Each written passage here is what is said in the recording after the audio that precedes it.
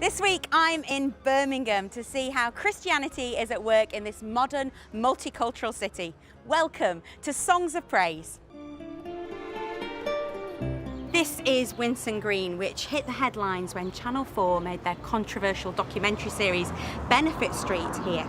Now, as well as the established community, many asylum seekers and refugees have made a home here.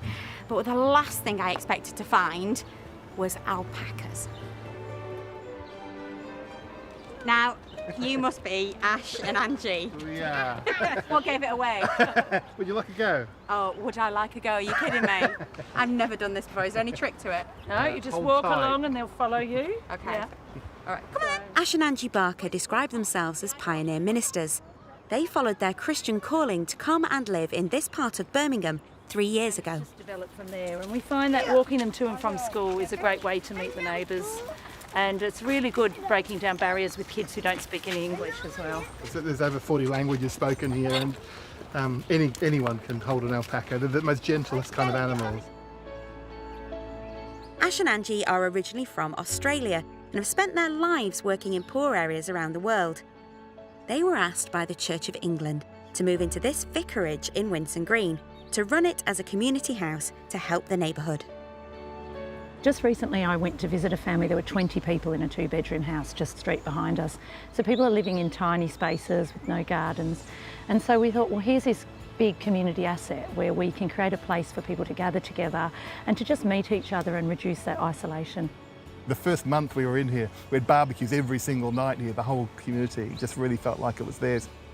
And there's always a bed for somebody who finds himself in crisis, or a place to leave your child when you need a break. What we're seeing is a sort of a social cleansing that's happening in areas like London, where the poor are being moved out, and they're being moved to places like Winson Green because we have very cheap rent. So you've got a lot of single mums with lots of children being moved away from everybody they know. Well, it's horrendous poverty that we're seeing emerge. It's an opportunity for the church to get back to doing what we were called to do, and that's to love people and care for people. I think most don't need a social worker, they need a family, and I hope that's what this house becomes. To help bring about permanent change, Ash runs a course called Urban Change Makers that helps people in the local community become leaders and run their own small businesses. Yeah, we might do a good project, but it won't have the heart and soul of us in it and what God's made us to do. So a sense of, I think the most strategic leaders in the country are those already living in neighbourhoods like Winson Green and just don't have the opportunity. They've got huge potential. This morning I thought we'd just do a quick... It's a year-long course that gives them the skills they need. Ash is helping Ruth with her plans to run youth clubs for children in the area.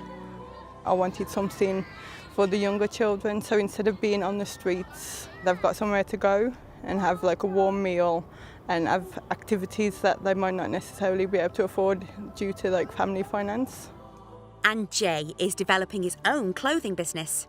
Coming out of prison, I didn't have a lot of confidence. I was really lacking in self-esteem, and Ash and Angie have just really, helped me to motivate me and just show me that I can chase my dreams. We hope people can come and dream, and sometimes where we hold on to hope for people who don't have any hope for themselves until they can see the gifts that God's given them. One song that's been a real anthem for us is Graham Kendrick's old song, The Servant King. He calls us now to follow him, give our lives as a daily offering.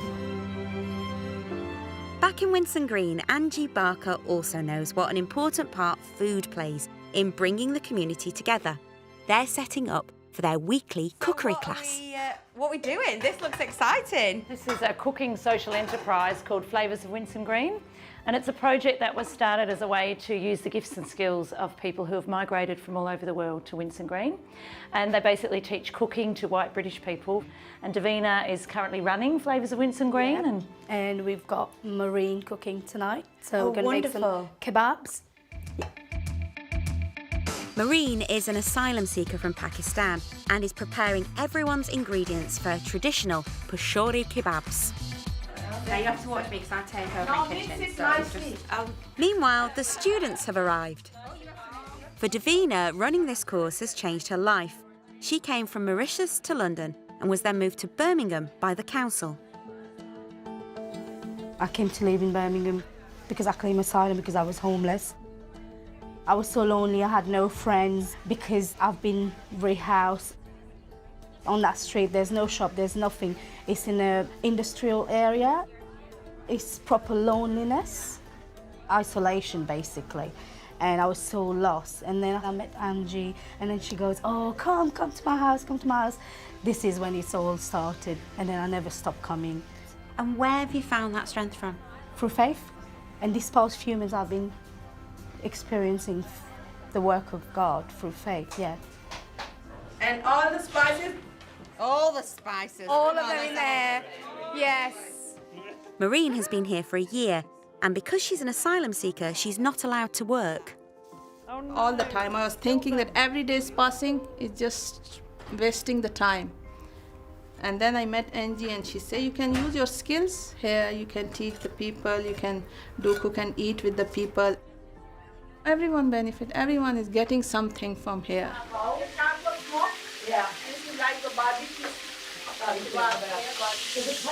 It strikes me that it's not just about the cooking. What else do you think is going on here? I think it's community, and community is not just one faith. It's a good opportunity for us to learn other faiths that we wouldn't normally know about, not to be naive, but also get to pray for them. With the cooking a success, it's time to eat together and find out more about each other. How many people can say that they've come and had a cooking class from someone who's been there and lived it, and like this is their food that they cook and their culture, and it's, you know, it's an invaluable experience.